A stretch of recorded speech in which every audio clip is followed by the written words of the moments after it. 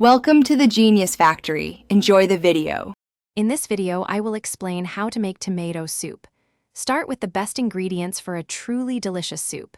You'll need about 2 pounds of ripe tomatoes, 1 large onion, and 4 cloves of garlic.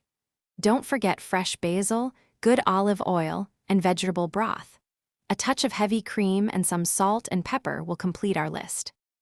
Roasting is the secret to deep, rich flavor. Roughly chop your tomatoes, onion, and garlic. Drizzle them with 2 tablespoons of olive oil, then spread them on a baking sheet.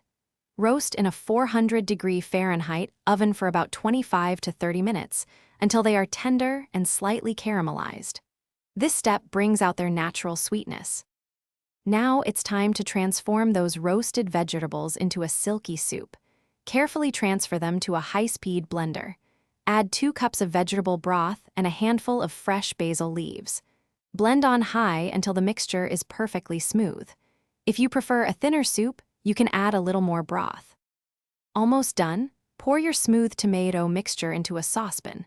Stir in about 1/2 cup of heavy cream to add a luxurious texture. Heat gently over medium-low heat for about 5 minutes, allowing the flavors to meld. Taste and adjust the seasoning with salt and freshly ground black pepper as needed. Serve warm and enjoy. Thanks for watching. If you found this helpful, don't forget to like and subscribe.